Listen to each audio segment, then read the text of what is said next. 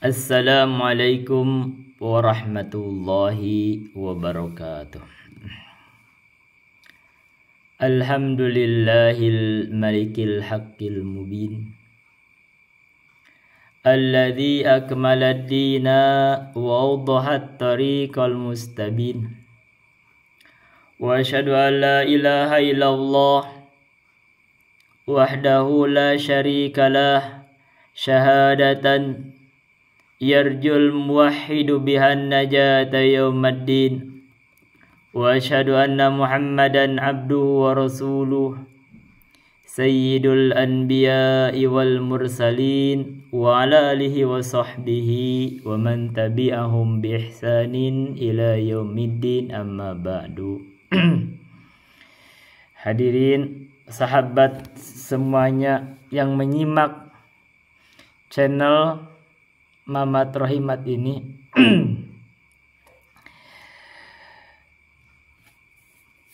bagi yang tahu, saya sedikit tuliskan profil saya.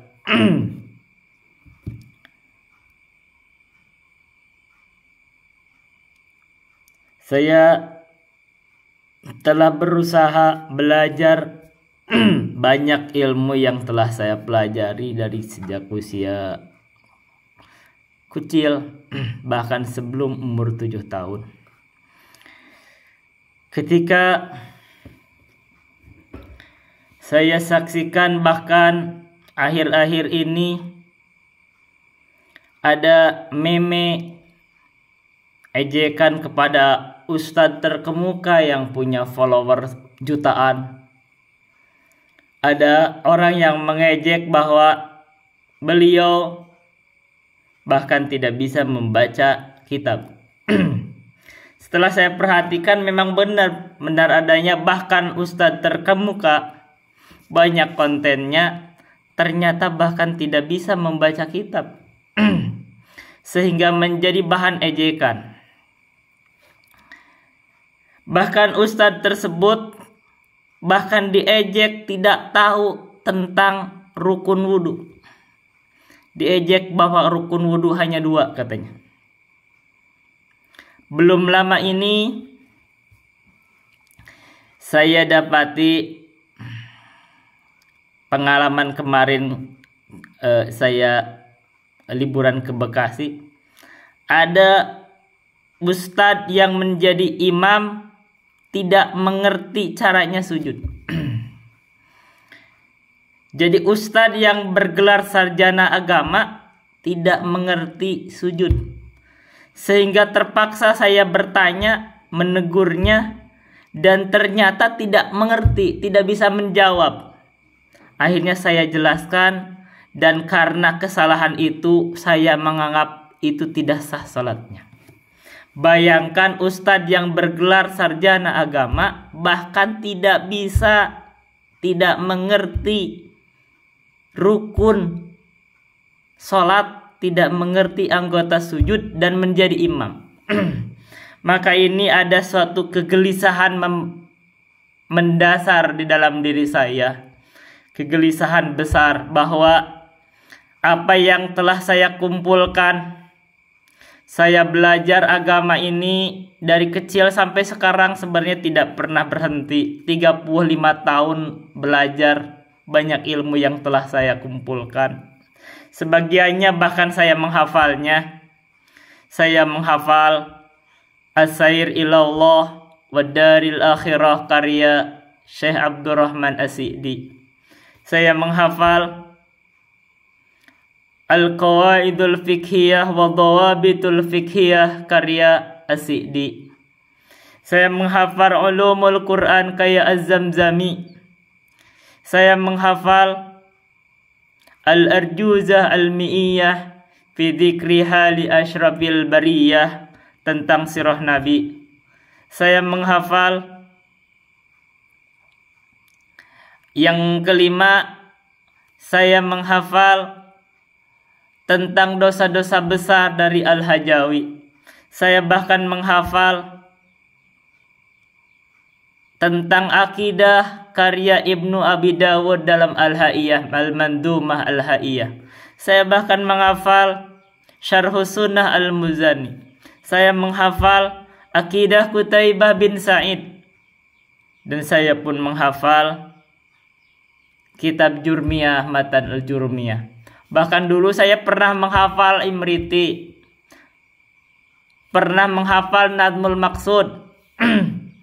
Sehingga banyak yang dikumpul di dalam dada saya itu, dan saya tidak membuat pesantren sendiri. Saya anggap jika saya tidak membuat sebuah metode untuk menyampaikan ilmu atau menyimpan ilmu, maka ilmu ini akan tersimpan rapi di dalam dada saya bersama dengan kematian saya nanti. Maka atas alasan itu saya bermaksud untuk tahapan pertama saya akan membuat sebuah, anggaplah, pesantren virtual melalui channel ini, supaya dengan tujuannya adalah siapapun yang mengikuti pelajaran di sini, tidak ada umat Islam yang luput dari hal-hal penting. Saya akan ajarin dari awal. Banyak umat Islam yang mengaku muslim bahkan tidak bisa membaca Al-Quran. Maka saya akan buat pelajaran membaca Al-Quran dari awal. Orang yang tidak mengerti pun bisa membaca Al-Quran. Mudah-mudahan bisa membaca dengan standar yang lumayan. Orang bahkan tidak mengerti bacaan Al-Quran. Maka dengan mengikuti channel ini, insya Allah bisa memahami bacaan Al-Quran. Orang yang tidak bisa membaca kitab, apalagi kitab gundul, apalagi ustadz bahkan, maka dengan mengikuti channel ini saya akan membuat pelajaran dari awal dasar, sehingga orang yang mengikuti pelajaran ini bisa membaca kitab, walaupun kitab itu gundul, tidak berharkat.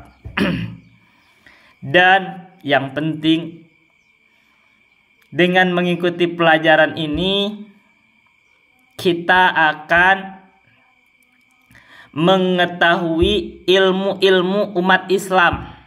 Banyak di luar sana, setelah saya perhatikan, ada yang dianggap ulama terkemuka, tapi yang keluar bukan ilmu, tapi syubhat-syubhat, sehingga menyebarkan kesesatan-kesesatan. Semakin banyak belajar, justru akan membuat tersesat. Nah, ini banyak di luar sana, padahal dia dianggap ulama. Orang yang dianggap ulama, bahkan saya mengkritiknya, wah itu bukan ulama, itu kesesatan yang disebarkan. Andaikan kita tidak berusaha untuk menyampaikan apa yang kita ketahui dari ilmu yang kita pahami, ilmu yang benar yang kita pahami, ilmunya umat Islam, maka ilmu ini akan tersimpan di dalam dada-dada orang yang berilmu dan akan hilang bersama kematiannya.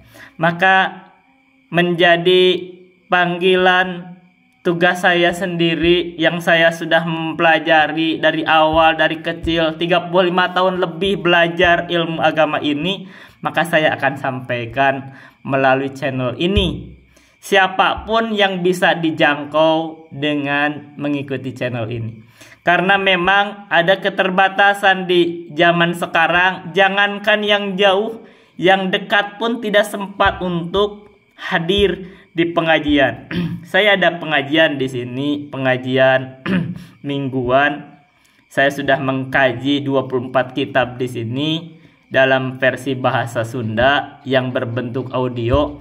Hanya saja audio itu kadang mungkin tidak begitu cocok untuk sebagian orang dan untuk platform tertentu. Tapi saya sebenarnya sudah mulai juga mengupload sebagian pelajaran di channel saya khusus untuk audio, namanya Speak Up. Tapi ini adalah platform yang belum terkemuka, belum terkenal. Ya, bisa dicari di Android, Speak Up, cari saja Mamat Rohimat.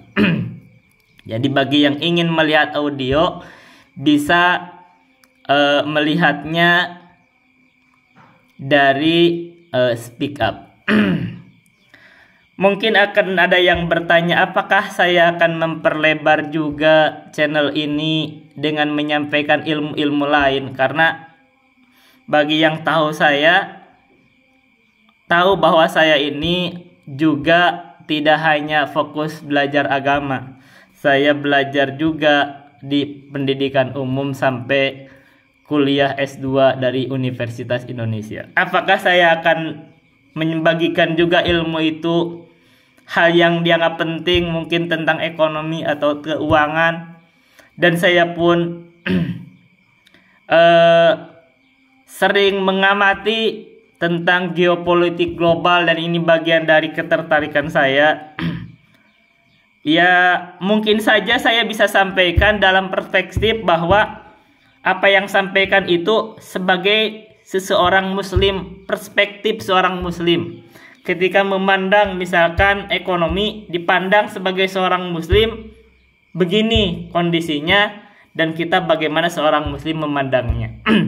Dan misalkan tentang politik global, kita juga bisa memandangnya dalam perspektif sebagai seorang muslim. Jadi ini saya sudah disclaimer bahwa perspektif yang saya bawa adalah perspektif sebagai seorang muslim Ahlus Sunnah dalam konteks global. Kenapa? Karena Islam ini adalah agama internasional, agama global. Tidak bisa dipungkiri seseorang muslim yang belajar Islam itu akan selalu berpikir secara global. Maka kita selalu bisa melihatnya dalam perspektif kaum muslimin secara global atau juga secara nasional. Maka ilmu yang saya pelajari, saya pahami, insya Allah bermanfaat untuk semua kaum muslimin di seluruh dunia yang bisa mengerti pembahasan ini, dan terutama bagi orang-orang yang memiliki keterbatasan dalam memperoleh ilmu-ilmu dari guru-guru yang mumpuni. Insya Allah ini menjadi jembatan awal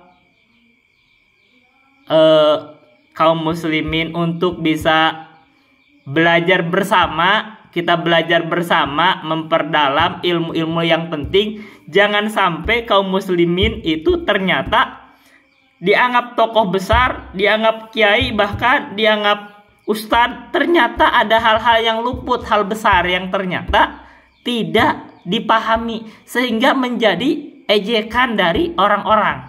Dan ini atau bahkan bisa berpengaruh terhadap ibadah yang menjadi tidak sah, sehingga akan menjadi masalah besar seperti yang pernah kami alami ketika hadir di acara di dalam suatu sholat berjamaah. Imam itu saya anggap tidak sah dan menjadi kebingungan kita jamaah. Tidak ada yang berani menegurnya karena beliau tokoh besar, sarjana agama, ustadz, sehingga hal yang demikian seharusnya tidak boleh terjadi. Tapi ternyata terjadi. Orang yang ditokohkan, orang yang dianggap sarjana agama, orang yang dianggap ustadz, bahkan tidak paham rukun sholat menjadi imam. Orang yang menjadi ustadz kadang ternyata menyampaikan ilmu kemana-mana, bahkan tidak mengerti rukun wudhu. Bahkan orang itu tidak bisa baca kitab, menjadi celaan dan menjadi ejekan orang, dan itu seharusnya tidak boleh terjadi. Dan insya Allah saya akan coba ajarkan atau berikan sharing bagaimana kita belajar ini dari awal sampai orang-orang yang dianggap layak untuk disebut sebagai orang yang belajar ilmu. Sebenarnya ada tahapan-tahapan yang kita semua, siapapun dari kita bisa mempelajarinya. Itu dulu sebagai pendahuluan. Assalamualaikum warahmatullahi wabarakatuh.